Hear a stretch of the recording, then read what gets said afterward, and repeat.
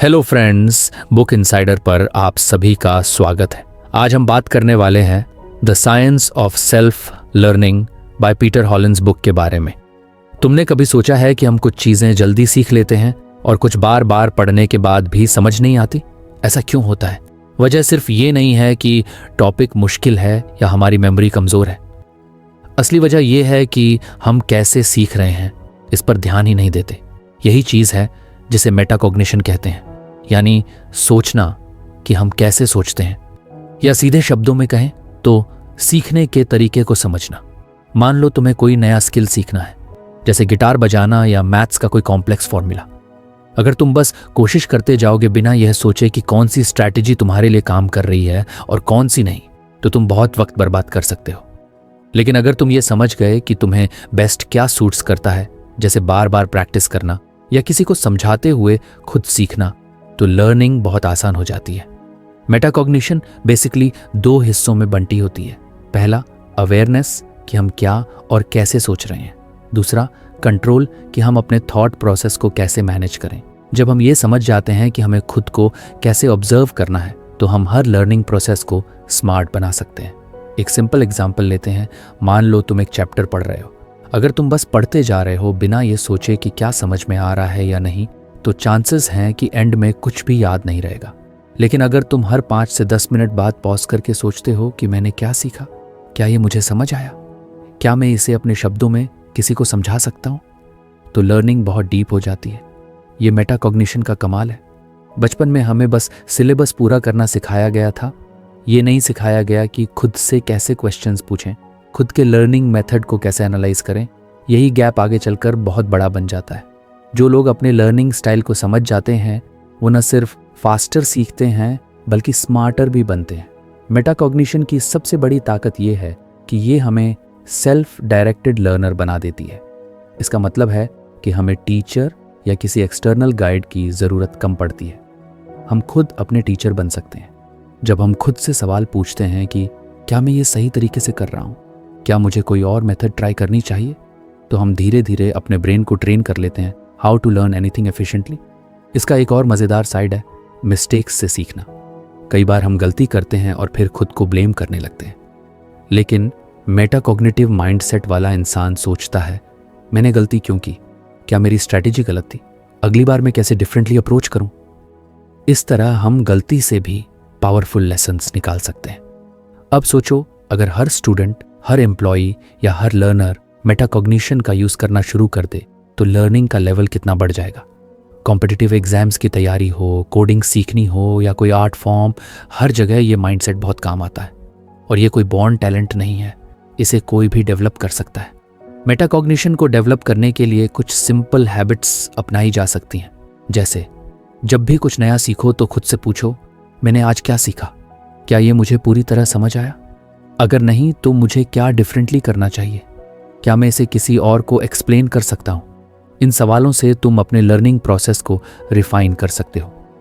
धीरे धीरे तुम्हारा दिमाग ट्रेंड हो जाएगा खुद ब खुद ऑब्जर्व करने में कि कौन सी मेथड इफेक्टिव है और कौन सी नहीं। कई बार हम दूसरों को देखकर सोचते हैं कि यार ये बंदा कितनी जल्दी सीख लेता है, मैं क्यों नहीं सीख पा रहा। लेकिन सच्चाई ये है कि वो इंसान अपने माइंड को ऑब्जर्व करना सीख गया है। वो जानता है कि उसे कब पॉज लेना है, कब रिवाइज करना है, कब क्वेश्चन पूछना है, और ये सब चीज़ें कॉन्शियसली की जाती हैं। मेटाकॉग्निशन का एक हिडन बेनिफिट ये भी है कि ये तुम्हें बहुत रिजिलिएंट बना देता है। जब कोई चीज़ नहीं समझ आती तो तुम फ्रस्ट्रेटेड होने की बजाय सोचने लगते हो कि क्यों नहीं आया। इससे तुम जल्दी हार नहीं मानते। तुम अपने प्रोसेस को ट्वीक करते हो, एडजस्ट करते हो और फिर से ट्राई करते हो। यानी ये तुम्हें एक डीप लर्नर बना देता है। अगर तुम्हें लगता है कि ये सब थोड़ा कॉम्प्लिकेटेड है, तो एक रियल लाइफ एनालॉजी से समझते हैं। मान लो तुम्हारे पास एक गार्डन है और तुम उसमें नए पौधे लगाना चाहते हो। अब तुम बिना देखे, बिना समझे बस पानी डालते रहोगे तो कुछ पौधे सूख जाएंगे, कुछ ओवर वाटर हो जाएंगे। लेकिन अगर तुम हर प्लांट को ऑब्जर्व करोगे कि किसे कितनी धूप चाहिए, कितना पानी, कैसी मिट्टी, तो रिजल्ट बहुत बेहतर होगा। लर्निंग भी ऐसी ही होती है। हर इंसान का ब्रेन एक अलग गार्डन की तरह है। मेटाकॉग्निशन वही प्रोसेस है जिससे तुम अपने गार्डन को ठीक से समझते हो और उसे फ्लरिश करने में मदद करते हो। मेटाकॉग्निटिव लर्नर दूसरों की भी स्ट्रैटेजीज ऑब्जर्व करता है, लेकिन कॉपी नहीं करता। वो कंपेयर करता है कि क्या किसी और की टेक्निक उसे सूट करेगी या नहीं। वो खुद के लिए सबसे इफेक्टिव मेथड डिज़ाइन करता है। वो जानता है कि उसे कब ब्रेक लेना है, कब डीप वर्क करना है, कब टेस्ट लेना है अपने आप से। आज के डिजिटल समय में जहाँ डिस्ट्रैक्शंस बहुत ज़्यादा हैं, मेटाकॉग्निशन और भी ज़रूरी हो गई है। Phone notification, social media, multitasking, ये सब हमारी लर्निंग को डिस्टर्ब करते हैं। अगर आपको हमारी फ्री समरी अच्छी लगती है तो आप हमारे चैनल को सब्सक्राइब कर सकते हैं, हमारी मेंबरशिप खरीद सकते हैं या हमें UPI के थ्रू सपोर्ट कर सकते हैं। अब समरी पर वापस चलते हैं। लेकिन अगर हम अपने बिहेवियर को कॉन्शियसली ऑब्जर्व करें तो हम जान सकते हैं कि किस समय हमारा माइंड बेस्ट परफॉर्म करता है और कैसे हम अपना कंसंट्रेशन बचा सकते हैं। मेटाकॉग्निशन से रिलेटेड एक और पावरफुल चीज़ है रिफ्लेक्शन। डे के एंड में 10 से 15 मिनट लेकर अगर हम सोचें कि आज हमने क्या सीखा, क्या मिस किया और कल कैसे बेहतर कर सकते हैं, तो ये हमारे लर्निंग को रॉकेट स्पीड दे सकता है। ये कोई एक्स्ट्रा एफर्ट नहीं है, बस अपनी लर्निंग पर एक नज़र डालने की आदत है। अब इमेजिन करो एक ऐसा इंसान जो हर दिन ये हैबिट अपनाता है, वो हर हफ्ते खुद को थोड़ा और बेहतर बना रहा होता है। एक महीने में उसका फोकस, रिटेंशन और अंडरस्टैंडिंग लेवल कई गुना बढ़ चुका होता है और यही लॉन्ग टर्म सक्सेस का असली सीक्रेट है। कंक्लूजन में यही कहना है कि दुनिया में इंफॉर्मेशन की कमी नहीं है। हर चीज़ ऑनलाइन अवेलेबल है, कोर्सेज, ट्यूटोरियल्स, ब्लॉग्स, वीडियोस। लेकिन अगर तुम नहीं जानते कि तुम्हें क्या और कैसे सीखना है तो सब वेस्ट है। इसलिए सिर्फ नॉलेज गैदर मत करो, अपने लर्निंग प्रोसेस को भी समझो। मेटाकॉग्निशन सिर्फ एक फैंसी टर्म नहीं है, ये एक पावरफुल हैबिट है जो तुम्हें किसी भी फील्ड में एक्सपर्ट बना सकती है। सीखना आर्ट है और मेटाकॉग्निशन उस आर्ट का मास्टर की है। इसलिए अगली बार जब कुछ नया सीखो तो खुद से एक सवाल ज़रूर पूछना, क्या मैं सिर्फ पढ़ रहा हूँ या सच में समझ रहा हूँ? यही सवाल तुम्हारी लर्निंग को नेक्स्ट लेवल पर ले जाएगा। कभी सोचा है कि कुछ लोग एक ही बार में किताब पढ़ते हैं और उन्हें ऑलमोस्ट सब कुछ याद रह जाता है, जबकि हम कई बार पढ़ने के बाद भी भूल जाते हैं। ऐसा इसलिए होता है क्योंकि वो लोग एक्टिव रीडिंग करते हैं और हम में से ज़्यादातर लोग बस पैसिव रीडिंग में ही अटके रहते हैं। पैसिव रीडिंग यानी बस आंखों से शब्दों को पढ़ते जाना, बिना यह सोचे कि क्या समझ आ रहा है, क्या नहीं। वहीं एक्टिव रीडिंग एक कॉन्शियस और अलर्ट तरीका होता है पढ़ाई का, जिसमें हम दिमाग को पूरे तरीके से इन्वॉल्व करते हैं, जैसे स्किमिंग, प्रीव्यूइंग और समराइजिंग का यूज़ करना। अब सोचो तुमने कोई मोटी सी किताब उठाई और पहला पेज से लेकर आखिरी तक बिना रुके पढ़ डाली, बस इसलिए कि सिलेबस पूरा करना है। लेकिन जब कोई तुमसे पूछे कि क्या समझ आया, तो तुम बस ये कह पाओ कि पढ़ा तो था लेकिन थोड़ा थोड़ा ही याद है। ये टिपिकल पैसिव रीडिंग का एग्जाम्पल है। अब वही किताब अगर तुम एक्टिव रीडिंग के टेक्निक से पढ़ो तो न सिर्फ ज़्यादा याद रहेगा बल्कि समझ भी गहरा होगा। एक्टिव रीडिंग की पहली टेक्निक होती है स्किमिंग, यानी पूरे टेक्स्ट को एक नज़र में जल्दी जल्दी पढ़ना ताकि उसका ओवरव्यू मिल सके। इसमें तुम डिटेल्स पर नहीं जाते बल्कि मेन हेडिंग्स, सब हेडिंग्स, बोल्ड वर्ड्स, इंट्रोडक्शन और कंक्लूजन पर फोकस करते हो। इससे तुम पहले ही जान लेते हो कि चैप्टर किस बारे में है। ये तुम्हारे दिमाग को एक मैप दे देता है जिससे जब तुम दोबारा पढ़ते हो तो कंटेंट ज़्यादा फेमिलियर लगता है और याद रखना आसान हो जाता है। दूसरी टेक्निक है प्रीव्यूइंग, यानी पढ़ाई शुरू करने से पहले थोड़ा प्लानिंग करना कि तुम क्या पढ़ने वाले हो, किस सेक्शन को पहले पढ़ोगे और तुम्हारा गोल क्या है। ये टेक्निक थोड़ा स्ट्रैटेजिक सोचने की मांग करती है, जैसे कोई मूवी देखने से पहले उसका ट्रेलर देखना, एक्टर्स के बारे में जानना और फिर प्लॉट के बारे में अंदाज़ा लगाना। जब तुम किसी चैप्टर को प्रीव्यू करते हो तो तुम्हारा ब्रेन पहले से अलर्ट हो जाता है कि कौन से आइडियाज़ इम्पॉर्टेंट हैं और कहाँ ज़्यादा अटेंशन देनी है। अब आती है तीसरी और सबसे इम्पॉर्टेंट टेक्निक, समराइजिंग। इसका मतलब है जो तुमने अभी पढ़ा उसे अपने शब्दों में दोहराना। जब तुम कोई पैराग्राफ पढ़ो तो उसके बाद 1 से 2 लाइन में अपने दिमाग में या किसी नोटबुक में उसका सारांश बनाओ। इससे तुम फोर्स्ड होते हो सोचने के लिए कि मैंने क्या समझा, और यही मोमेंट होता है जब असली लर्निंग होती है। तुमने सिर्फ इंफॉर्मेशन पढ़ी नहीं होती बल्कि उसे प्रोसेस किया होता है। एक्टिव रीडिंग में सबसे बड़ा फ़र्क ये होता है कि इसमें रीडर पढ़ाई में एक्टिवली इन्वॉल्व रहता है। वो सवाल करता है, अंडरलाइन करता है, नोट्स बनाता है और ज़रूरत पड़े तो वापस पढ़ता है। पैसिव रीडर बस आंखों से वर्ड्स को स्कैन करता है और आगे बढ़ जाता है। उसे लगता है कि पढ़ लिया मतलब समझ लिया, जबकि रियलिटी में ऐसा नहीं होता। अब एक सिंपल एग्जाम्पल से समझते हैं। मान लो तुम्हें एक नया टॉपिक पढ़ना है, जैसे क्लाइमेट चेंज। अगर तुम पैसिव तरीके से पढ़ते हो तो बस पूरी जानकारी को अब्जॉर्ब करने की कोशिश करोगे, लेकिन तुम जल्दी ही बोर हो जाओगे, कुछ हिस्सा समझ नहीं आएगा और कुछ देर बाद तुम सिर्फ पन्ने पलटते रहोगे। लेकिन अगर तुम एक्टिव तरीके से पढ़ो, पहले हेडिंग्स देखो, फिर खुद से कुछ सवाल पूछो, जैसे क्लाइमेट चेंज होता क्यों है, इसका इम्पैक्ट क्या है, मैं इसे किसी को कैसे समझा सकता हूं, तो तुम टॉपिक से जुड़ जाते हो। फिर जब तुम कंटेंट पढ़ते हो तो दिमाग खुद ब खुद आंसर्स ढूंढता है और लर्निंग मजेदार लगने लगती है। एक्टिव रीडिंग में हाईलाइटिंग और एनोटेशन भी बहुत काम आते हैं। जब तुम कुछ इंपॉर्टेंट पॉइंट को अंडरलाइन करते हो या उसके बगल में अपनी लैंग्वेज में छोटा नोट लिखते हो तो तुम खुद से कम्युनिकेट कर रहे होते हो। ये बिल्कुल वैसे है जैसे किसी दोस्त से बात करते समय मेन बात को बार बार दोहराना ताकि वो याद रहे। बहुत बार लोग सोचते हैं कि मैं तो फास्ट रीडर नहीं हूं, तो एक्टिव रीडिंग कैसे करूं। लेकिन एक्टिव रीडिंग का मतलब फास्ट पढ़ना नहीं है, बल्कि स्मार्ट पढ़ना है। जरूरी नहीं कि तुम पूरी किताब पढ़ो, लेकिन जो भी पढ़ो वो अच्छे से समझो और याद रखो। यही फर्क है क्वांटिटी और क्वालिटी में। पैसिव रीडर ज्यादा पढ़ता है लेकिन थोड़ा याद रखता है। एक्टिव रीडर थोड़ा पढ़ता है लेकिन गहराई से समझता है। एक और लाभ है सक्रिय पढ़ने का, ये तुम्हारी विचारशीलता को तेज करता है। जब तुम सामग्री को सिर्फ उपभोग नहीं करते बल्कि उस पर सवाल उठाते हो, कंपेयर करते हो, डाउट करते हो, तो तुम्हारा दिमाग ज्यादा मैच्योर बनता है। तुम किसी भी इंफॉर्मेशन को ब्लाइंडली एक्सेप्ट नहीं करते बल्कि उसे एनालाइज करते हो। और यही हैबिट तुम्हें हर फील्ड में स्मार्ट बनाती है, चाहे एग्जाम हो, कोई इंटरव्यू हो या रियल लाइफ डिसीजन लेना हो। एक्टिव रीडिंग के लिए एक अच्छा तरीका है कि तुम खुद से सवाल पूछो पढ़ते समय, जैसे इस पैराग्राफ का मेन आइडिया क्या है, इसका एग्जाम्पल क्या हो सकता है, अगर मैं ये टॉपिक भूल जाऊं तो इसे कैसे याद करूं। ये सवाल तुम्हें अलर्ट रखते हैं और तुम्हारा ब्रेन एक एक्टिव लर्नर बन जाता है। कई बार हम सोचते हैं कि हमें सब कुछ याद रखना है, लेकिन एक्टिव रीडिंग कहती है कि पहले डिसाइड करो कि क्या याद रखना जरूरी है। हर इंफॉर्मेशन जरूरी नहीं होती। स्किमिंग और प्रीव्यूइंग से तुम डिसाइड कर सकते हो कि कहाँ ज्यादा समय देना है और कहाँ कम। अब सवाल ये है कि क्या एक्टिव रीडिंग सिर्फ टेक्स्ट बुक्स के लिए है? बिल्कुल नहीं। Newspaper, blog post, research papers, novels, हर जगह यह टेक्निक यूजफुल है। बस तुमको अपने रीडिंग पर्पस को क्लियर रखना होता है। अगर तुम एक नॉवेल मजे के लिए पढ़ रहे हो तो तुम उसे कैजुअली पढ़ सकते हो, लेकिन अगर कोई आर्टिकल पढ़ रहे हो किसी एग्जाम या प्रोजेक्ट के लिए तो एक्टिव रीडिंग मैंडेटरी हो जाती है। स्कूल और कॉलेज में हमें कभी नहीं सिखाया गया कि कैसे पढ़ना है। हमें बस सिलेबस पकड़ा दिया जाता है और कहा जाता है कि ये याद कर लो, लेकिन जब हम जान जाते हैं कि पढ़ने का तरीका ही लर्निंग को डिफाइन करता है तो पूरी गेम बदल जाती है। एक्टिव रीडिंग एक ऐसा तरीका है जो तुम्हें खुद के टीचर बना देता है। तुम अपने लर्निंग को कंट्रोल कर सकते हो। अगर तुम एक बार इस हैबिट को डेवलप कर लो तो हर सब्जेक्ट, हर टॉपिक आसान लगने लगेगा।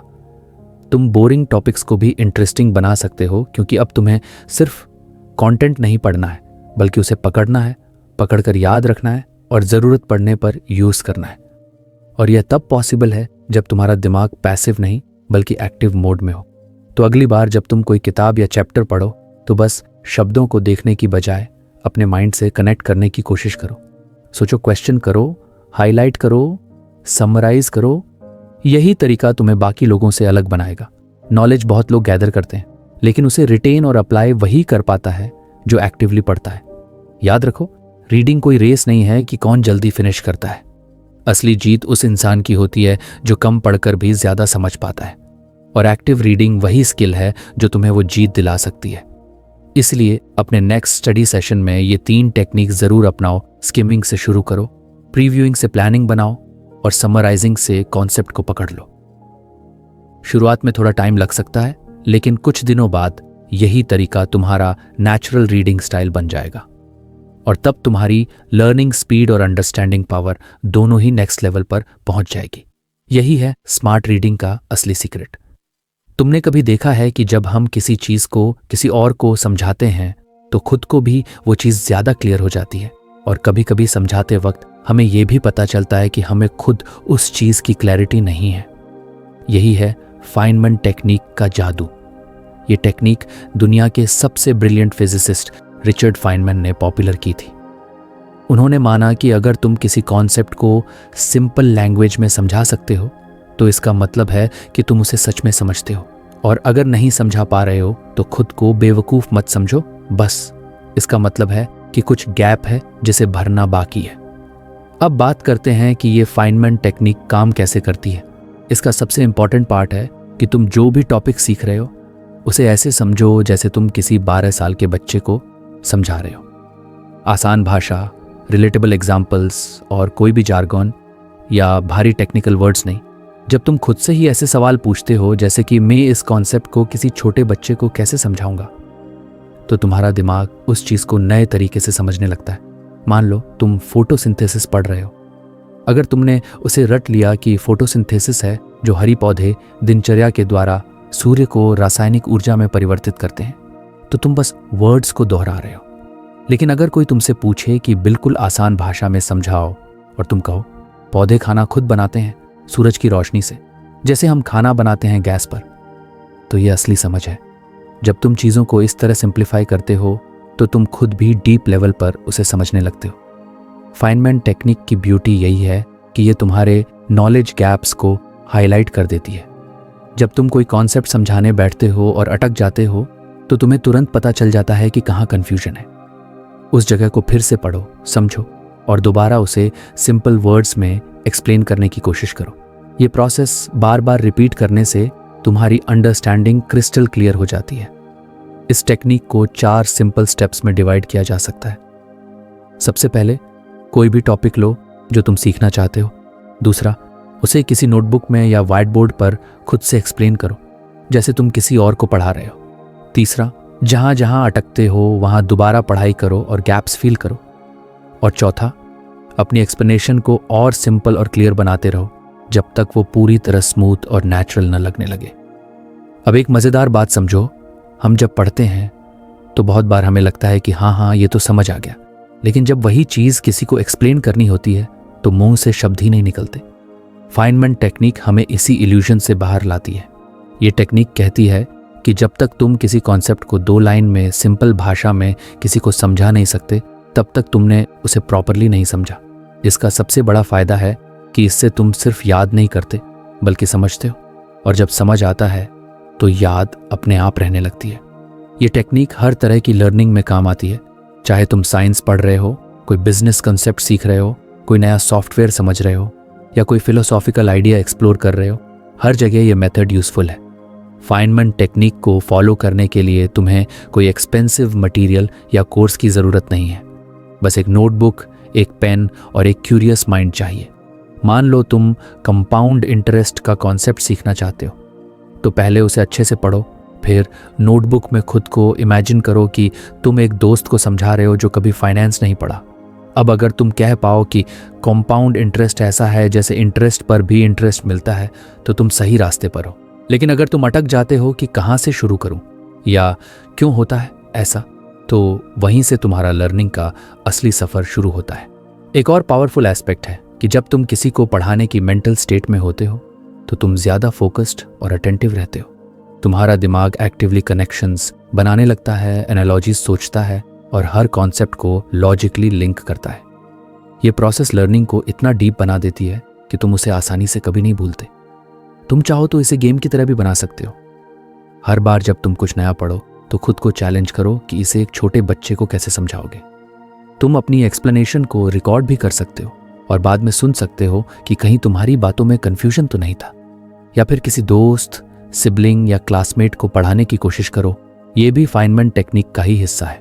एक और बेनिफिट ये है कि इससे तुम्हारा कम्युनिकेशन स्किल भी इम्प्रूव होता है। जब तुम सीखते हो कि कॉम्प्लेक्स आइडियाज़ को सिंपल लैंग्वेज में कैसे एक्सप्रेस किया जाता है, तो तुम हर जगह बेहतर कम्युनिकेटर बनते हो, इंटरव्यूज़ में, प्रेजेंटेशंस में, डिस्कशंस में। और ये स्किल तुम्हें सिर्फ स्टूडेंट नहीं, एक इफेक्टिव प्रोफेशनल भी बना सकती है।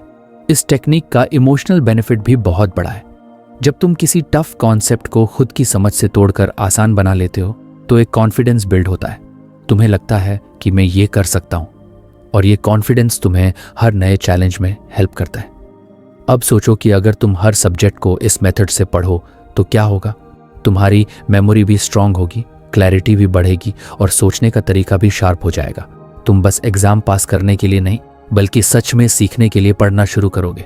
और यही तो असली मकसद होता है एजुकेशन का। फाइनमैन टेक्निक हर उस इंसान के लिए है जो रोट लर्निंग से बाहर निकलना चाहता है, जो सिर्फ मार्क्स नहीं मास्टरी चाहता है। ये उन लोगों के लिए है जो लाइफ लॉन्ग लर्नर बनना चाहते हैं। और सबसे अच्छी बात यह है कि इसे किसी भी उम्र में किसी भी स्टेज पर शुरू किया जा सकता है। तो अगली बार जब भी कुछ नया पढ़ो तो खुद से एक सवाल जरूर पूछना, क्या मैं इसे किसी और को आसान भाषा में समझा सकता हूं? अगर जवाब हाँ है तो बधाई हो, तुमने सच में उस कॉन्सेप्ट को समझ लिया है। और अगर जवाब नहीं है तो घबराओ मत, बस वापस जाओ, समझो और फिर से कोशिश करो। यही है फाइनमैन टेक्निक का असली मजा। नॉलेज सिर्फ इंफॉर्मेशन कलेक्ट करने से नहीं आता, बल्कि उसे प्रोसेस करने, समझने और एक्सप्रेस करने से आता है। फाइनमैन टेक्निक तुम्हें यही सिखाती है कि हर आइडिया को इतना क्लियर बनाओ कि वो किसी भी इंसान को समझ आ जाए। तभी तुम खुद भी असली एक्सपर्ट बनोगे। इसलिए नेक्स्ट बार कोई सब्जेक्ट बोरिंग या हार्ड लगे तो इस मेथड से उसे खेल की तरह अप्रोच करो। जैसे डिटेक्टिव कोई मिस्ट्री सॉल्व करता है, वैसे ही तुम कॉन्सेप्ट को खोलो, समझो और एक्सप्लेन करो। लर्निंग एक जर्नी है और फाइनमैन टेक्निक तुम्हारा सबसे स्मार्ट और लॉयल ट्रैवल पार्टनर बन सकता है। सोचो तुमने कोई नया चैप्टर याद किया, डेफिनेशंस, फॉर्मूलाज या कोई लिस्ट ऑफ पॉइंट्स। उस वक्त सब याद था, कॉन्फिडेंस भी हाई था, लेकिन कुछ दिनों बाद जब वही टॉपिक दोबारा देखा तो लगने लगा जैसे पहली बार देख रहे हो। यह सिर्फ तुम्हारे साथ नहीं होता, यह हर किसी के साथ होता है, क्योंकि हमारा ब्रेन ऐसा है कि अगर किसी इंफॉर्मेशन को हम बार बार सही तरीके से रिकॉल नहीं करते तो वो धीरे धीरे ब्लर होती जाती है। और यही रीजन है कि सिर्फ बार बार पढ़ने से याददाश्त स्ट्रांग नहीं बनती, बल्कि एक स्पेसिफिक मेथड से रिव्यू करने से बनती है, जिसे कहते हैं स्पेस्ड रेपिटेशन। स्पेस्ड रेपिटेशन का मतलब है इंफॉर्मेशन को ऐसे इंटरवल पर दोहराना जो धीरे धीरे बढ़ते जाए। यानी तुम किसी टॉपिक को रोज रोज नहीं पढ़ते, बल्कि पहले दिन, फिर 2 दिन बाद, फिर 4 दिन बाद, फिर 1 हफ्ते बाद और फिर 1 महीने बाद। इस पैटर्न से पढ़ने पर दिमाग उस जानकारी को ज्यादा गहराई से पकड़ लेता है और वो लॉन्ग टर्म मेमोरी में स्टोर हो जाती है। ये टेक्निक साइंटिफिक रिसर्च पर बेस्ड है और कई मेमोरी चैंपियंस और टॉपर्स इसे अपनी डेली लर्निंग रूटीन में यूज करते हैं। अब सोचो, अगर तुम किसी चीज को एक ही दिन में 5 बार पढ़ते हो तो शायद उस वक्त वो अच्छे से याद हो जाए, लेकिन कुछ दिनों बाद फिर भूलने लगते हो। लेकिन अगर तुम वही टॉपिक स्पेस्ड रेपिटेशन से पढ़ते हो तो दिमाग हर बार उस जानकारी को थोड़े गैप के बाद दोबारा एक्सेस करता है, और हर बार जब वो इंफॉर्मेशन याद आती है तो वो थोड़ी और मजबूत हो जाती है। यही है मेमोरी को स्मार्ट तरीके से ट्रेन करना। एक आसान एग्जाम्पल से समझते हैं। मान लो तुमने फोटोसिंथेसिस का कॉन्सेप्ट पढ़ा। पहली बार जब पढ़ा तो तुम्हें लगा सब क्लियर है। अब अगर तुम अगले ही दिन फिर पढ़ते हो तो शायद बोर्डम लगे और लगने लगे कि अरे ये तो आता है। लेकिन अगर तुम 2 दिन बाद पढ़ते हो तो थोड़ा एफर्ट लगेगा रिकॉल करने में, और वहीं से असली लर्निंग शुरू होती है। ये थोड़ा सा दिमाग पर प्रेशर डालना उसे सिग्नल देता है कि ये इंफॉर्मेशन इंपॉर्टेंट है, इसे याद रखना है। यही प्रेशर स्पेस्ड रिपीटिशन का मैजिक है। हमारा ब्रेन एक स्मार्ट फिल्टर की तरह काम करता है। वो हर दिन ढेर सारी इंफॉर्मेशन प्रोसेस करता है जो ज़रूरी नहीं होती, वो भूल जाता है, और जो बार बार सामने आती है और एफर्ट के साथ रिकॉल होती है उसे परमानेंट मेमोरी में स्टोर कर लेता है। स्पेस्ड रेपिटेशन उसी नेचुरल मैकेनिज्म को यूज करता है। ये टेक्निक ब्रेन की इस आदत को समझकर उसी के अकॉर्डिंग पढ़ाई करने की सलाह देती है। इस टेक्निक के पीछे एक बहुत फेमस कॉन्सेप्ट है, द फॉरगेटिंग कर्व, जिसे जर्मन साइकोलॉजिस्ट हर्मन एबिंगहाउस ने डिस्कवर किया था। इस कर्व के हिसाब से हम कोई भी नई जानकारी बहुत तेजी से भूल जाते हैं अगर हम उसे दोहराते नहीं हैं। मतलब जो चीज आज सीखी है उसका 70% हिस्सा 3 दिन में भूल सकते हैं अगर रिव्यू ना किया जाए, लेकिन अगर रिव्यू किया जाए तो वो मेमोरी लॉन्गर टाइम तक टिकती है। स्पेस्ड रेपिटेशन इसी फॉरगेटिंग कर्व के अगेंस्ट काम करता है। अब सवाल आता है, इस टेक्निक को अप्लाई कैसे करें? तो सबसे पहले जब भी कोई नया टॉपिक पढ़ो उसी दिन एक बार रिव्यू जरूर करो, फिर उसे 2 दिन बाद दोहराओ, फिर 4 दिन बाद, फिर 1 हफ्ते बाद और फिर 1 महीने बाद। इस पैटर्न को अपने हिसाब से एडजस्ट कर सकते हो, लेकिन प्रिंसिपल यही रहेगा, इंक्रीजिंग गैप बिटवीन रिव्यूज। आज के टाइम में कई ऐप्स भी हैं जो स्पेस्ड रेपिटेशन को आसान बना देते हैं, जैसे एंकी, क्विजलेट या रेमनोट। ये ऐप्स फ्लैश कार्ड्स पर बेस्ड होते हैं और ऑटोमेटिकली तुम्हारे लिए स्केड्यूल बनाते हैं कि कौन सी इंफॉर्मेशन कब दोहरानी है। लेकिन अगर तुम मैन्युअली करना चाहो तो एक सिंपल नोटबुक या कैलेंडर भी सफिशिएंट है। बस हर टॉपिक के रिव्यू का डेट ट्रैक करना होता है। स्पेस्ड रेपिटेशन का सबसे बढ़िया फायदा यह है कि यह टाइम एफिशिएंट है। तुम हर दिन पूरी किताब नहीं पढ़ते, बल्कि सिर्फ वही पढ़ते हो जो भूलने के कगार पर है। इस तरह तुम अपने दिमाग की एनर्जी बचाते हो और सिर्फ इंपॉर्टेंट चीज़ों पर ध्यान देते हो। इसे स्मार्ट लर्निंग कहते हैं, जहां मेहनत तो होती है लेकिन सही डायरेक्शन में। अब मान लो कि तुम्हें 50 बायोलॉजी के टर्म्स याद करने हैं। अगर तुम उन्हें रोज रोज दोहराते रहोगे तो बोर्ड हो जाओगे और फिर धीरे धीरे पढ़ाई से इंटरेस्ट खत्म हो जाएगा। लेकिन अगर उन्हें स्पेस्ड रिपीटिशन से रिव्यू करो तो हर बार थोड़ा चैलेंज रहेगा, थोड़ा थ्रिल रहेगा और दिमाग उसे पजल की तरह सॉल्व करेगा। यही एंगेजमेंट तुम्हारी लर्निंग को मजेदार बना देता है। स्पेस्ड रेपिटेशन सिर्फ याद रखने के लिए नहीं, कॉन्सेप्ट क्लैरिटी के लिए भी जरूरी है। जब तुम किसी टॉपिक को बार बार रिकॉल करते हो तो हर बार उसमें कुछ नया कनेक्ट करने लगते हो। तुम एग्जाम्पल सोचते हो, एनालॉजीज बनाते हो और धीरे धीरे वो टॉपिक तुम्हारे दिमाग का हिस्सा बन जाता है। इस टेक्निक को और ज्यादा पावरफुल बनाने के लिए एक एक्स्ट्रा स्टेप है एक्टिव रिकॉल। इसका मतलब है कि जब रिव्यू करो तो सिर्फ पढ़ो मत, बल्कि खुद से सवाल करो, जैसे इस टॉपिक की डेफिनेशन क्या थी, इसका एग्जाम्पल क्या था, मैं इसे अपने शब्दों में कैसे एक्सप्लेन कर सकता हूँ। जब तुम एक्टिवली दिमाग से जवाब निकालते हो तो वो मेमोरी डीप होती जाती है। स्पेस्ड रेपिटेशन और एक्टिव रिकॉल अगर साथ में यूज किए जाए तो लर्निंग का लेवल बहुत हाई हो जाता है। बहुत से स्टूडेंट्स यही गलती करते हैं कि रिवीजन को बस पढ़ लेने के रूप में लेते हैं, लेकिन रिवीजन का असली मकसद है दिमाग को रिकॉल करने की प्रैक्टिस देना, और वो तभी पॉसिबल है जब रिव्यू के बीच में गैप हो, ताकि दिमाग थोड़ा भूल जाए और फिर उसे एफर्ट से याद करे। यही स्पेस्ड रेपिटेशन की कोर फिलॉसफी है। इस मेथड को लाइफस्टाइल का हिस्सा बनाना मुश्किल नहीं है। बस हर बार जब कुछ नया सीखो तो उसके साथ रिव्यू डेट्स भी सेट कर दो। जैसे आज पढ़ा, अगली बार 2 दिन बाद पढ़ूंगा, फिर 5 दिन बाद, फिर 10 दिन बाद। कैलेंडर या डिजिटल रिमाइंडर की मदद से इसे मैनेज करना बहुत आसान है। स्पेस्ड रेपिटेशन की ब्यूटी ये है कि इससे पढ़ाई बहुत ऑर्गेनाइज्ड हो जाती है। तुम भूलने से डरते नहीं, बल्कि प्लान करके भूलने को मैनेज करते हो। तुम जानते हो कि कब क्या याद करना है, और ये सेंस ऑफ कंट्रोल तुम्हारा कॉन्फिडेंस भी बूस्ट करता है। इस टेक्निक को सिर्फ स्टूडेंट्स ही नहीं, हर कोई यूज कर सकता है। कॉम्पिटिटिव एग्जाम की प्रिपरेशन करने वाले, लैंग्वेज सीखने वाले, म्यूजिशियंस, डॉक्टर्स, इंजीनियर्स और यहाँ तक कि राइटर्स भी। सोचो, अगर तुमने हर सब्जेक्ट के लिए स्पेस्ड रेपिटेशन का यूज किया तो तुम्हारे कॉन्सेप्ट्स इतने स्ट्रांग हो जाएंगे कि एग्जाम के टाइम तुम्हें सिर्फ एक बार देखना पड़ेगा और सब कुछ वापस दिमाग में आ जाएगा। ये तुम्हें उन लोगों से बहुत आगे ले जाएगा जो सिर्फ एग्जाम से एक दिन पहले की गई रिवीजन पर डिपेंड करते हैं।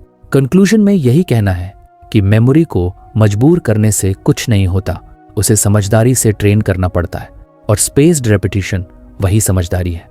ये एक ऐसा तरीका है जो दिमाग की नेचुरल प्रक्रिया को समझते हुए काम करता है। ये बार बार पढ़ाई करने का झंझट नहीं है, बल्कि साइंटिफिक और प्लान्ड रिव्यू है जो तुम्हारी लर्निंग को लॉन्ग टर्म बना देता है। इसलिए अगली बार जब कुछ याद करना हो तो सिर्फ किताब खोलकर घंटों रटने की बजाय स्पेस्ड रेपिटेशन की स्ट्रैटेजी अपनाओ। ये तुम्हें कम मेहनत में ज्यादा फायदा देगा। लर्निंग कोई रेस नहीं है, ये एक थॉटफुल जर्नी है, और स्पेस्ड रेपिटेशन उस जर्नी का सबसे स्मार्ट तरीका है। हम सब अपनी जिंदगी में रोज कोई ना कोई डिसीजंस लेते हैं, कभी छोटे जैसे कि कौन सी चीज पहले करनी है, और कभी बड़े जैसे कि कौन सा करियर चुनना है या किसी रिलेशनशिप में क्या करना है। हर बार जब हम सोचते हैं या कोई प्रॉब्लम सॉल्व करते हैं तो हमारे दिमाग के अंदर कुछ प्रोसेस चलती है। इस थिंकिंग प्रोसेस को स्मार्ट और क्लियर बनाने के लिए एक कॉन्सेप्ट है जिसे कहते हैं मेंटल मॉडल्स। मेंटल मॉडल्स यानी दिमाग के अंदर बने हुए थिंकिंग फ्रेमवर्क्स, ऐसे ढांचे जो हमें चीज़ों को समझने, जज करने और प्रॉब्लम्स को सॉल्व करने में मदद करते हैं। ये मॉडल्स हमारी सोच की मैप होते हैं जो बताते हैं कि कोई सिचुएशन को कैसे देखना है, कैसे इंटरप्रेट करना है और फिर उस पर बेस्ड क्या एक्शन लेना है। जैसे कोई आर्किटेक्ट एक नक्शा देखकर बिल्डिंग बनाता है, वैसे ही हमारा दिमाग मेंटल मॉडल्स की मदद से डिसीजंस बनाता है। अब सोचो, अगर तुम्हारे पास कोई नक्शा ही नहीं हो या नक्शा गलत हो तो रास्ता भटक सकते हो ना, वैसा ही दिमाग में होता है। अगर मानसिक मॉडल सही और साफ नहीं है तो हम भी गलत निष्कर्ष पर पहुंचते हैं। इसलिए सही मानसिक मॉडल बनाना बहुत ज़रूरी है। मान लो तुम्हारे सामने एक टफ डिसीजन है, जैसे कि तुम्हें कोई जॉब ऑफर मिली है जिसमें पैसा ज़्यादा है लेकिन सेटिस्फैक्शन कम, और दूसरी जॉब में पैसा कम है लेकिन काम का मज़ा ज़्यादा आता है। अब अगर तुम्हारे पास कोई सोचने का ठोस तरीका नहीं है तो तुम इमोशंस या दूसरों की राय पर डिसीजन ले सकते हो, लेकिन अगर तुम अपॉर्चुनिटी कॉस्ट जैसे मेंटल मॉडल को जानते हो तो तुम सोच पाओगे कि जो तुम चुनोगे उसमें जो खो रहा है उसकी कीमत क्या है। इस मॉडल से तुम बेहतर वे कर सकते हो कि तुम्हारे लिए लॉन्ग टर्म में कौन सी चीज़ ज़्यादा वैल्यूएबल है। मेंटल मॉडल्स हर फील्ड में होते हैं, finance, psychology, physics, biology, decision making, communication और भी बहुत कुछ। जितने ज़्यादा मेंटल मॉडल्स तुम जानते हो उतना ही डाइवर्स और बैलेंस्ड तुम्हारा सोचने का तरीका बनता है। एक अच्छे थिंकर का दिमाग एक टूल बॉक्स की तरह होता है जिसमें कई तरह के टूल्स यानी मॉडल्स होते हैं और वो हर सिचुएशन में सही टूल का इस्तेमाल करता है। एक बहुत फेमस इन्वेस्टर चार्ली मुंगर, जो वॉरेन बफेट के पार्टनर हैं, ने कहा है कि वर्ल्ड को समझने के लिए तुम्हें मल्टीपल मेंटल मॉडल्स चाहिए। वो कहते हैं कि तुम किसी एक नज़रिए से सब कुछ नहीं समझ सकते। जैसे अगर तुम्हारे पास सिर्फ हथौड़ा है तो हर प्रॉब्लम की शक्ल तुम्हें कील जैसी लगेगी, लेकिन अगर तुम्हारे पास हथौड़ा, पेचकस, रेंच, हर तरह के टूल्स हैं तो तुम प्रॉब्लम के हिसाब से सही तरीका चुन सकते हो। अब बात आती है कि ये मेंटल मॉडल्स बनते कैसे हैं। ये बनते हैं ऑब्जर्वेशन, एक्सपीरियंस और नॉलेज से। जब हम कोई आइडिया बार बार देखते हैं और अप्लाई करते हैं तो वो हमारे दिमाग का हिस्सा बन जाता है। जैसे फर्स्ट प्रिंसिपल्स थिंकिंग एक बहुत ही पावरफुल मेंटल मॉडल है जिसे इलॉन मस्क अक्सर यूज़ करते हैं। इसका मतलब है कि किसी भी कॉम्प्लेक्स चीज़ को सबसे बेसिक एलिमेंट तक तोड़ो और वहीं से शुरू करो। जैसे अगर कोई कहे कि इलेक्ट्रिक कार्स बनाना बहुत एक्सपेंसिव है तो मस्क ये सोचते हैं कि एक बैटरी बनाने के लिए क्या क्या रॉ मटेरियल्स लगते हैं, क्या मैं उन्हें अलग से खरीद सकता हूँ, क्या मैं कॉस्ट कम कर सकता हूँ। इस तरह से वो प्रॉब्लम को नए तरीके से सॉल्व करते हैं। दूसरा पॉपुलर मॉडल है सेकंड ऑर्डर थिंकिंग। इसका मतलब है सिर्फ इमीडिएट रिजल्ट नहीं बल्कि उसके बाद क्या होगा और फिर उसके बाद क्या होगा ये सोचना। मान लो तुमने रात में एक्स्ट्रा स्पाइसी खाना खा लिया क्योंकि उस वक्त मन कर रहा था। अब फर्स्ट ऑर्डर थिंकिंग कहती है अभी स्वाद अच्छा लग रहा है, लेकिन सेकंड ऑर्डर सोचती है कल पेट दर्द होगा, नींद खराब होगी, प्रोडक्टिविटी कम होगी। अगर तुम ये सोच पाते हो तो तुम डिसीजन भी अकॉर्डिंगली लेते हो। एक और बहुत काम का मेंटल मॉडल है इन्वर्जन, यानी उल्टा सोचो। जैसे कि मैं सफलता कैसे पा सकता हूँ के बजाय सोचो मैं कैसे फेल हो सकता हूँ और फिर उन चीज़ों से बचो। ये तरीका स्पेशली तब काम आता है जब तुम स्टक हो और कोई सोल्यूशन नहीं सोचता। मेंटल मॉडल से एक बड़ा फ़ायदा ये होता है कि वे हमें बायस से बचाते हैं। हम सबके अंदर कुछ ना कुछ सोचने की आदत होती है, किसी की ओवर कॉन्फिडेंस की, किसी की नेगेटिविटी की। मेंटल मॉडल्स हमारे सोचने के ढांचे को क्लियर करते हैं और हमें उन ट्रैप्स से निकालते हैं। तो फ्रेंड्स, ये थी हमारी आज की बुक समरी। आपको कैसी लगी कमेंट करके ज़रूर बताएं और धन्यवाद आपका समरी एंड तक सुनने के लिए।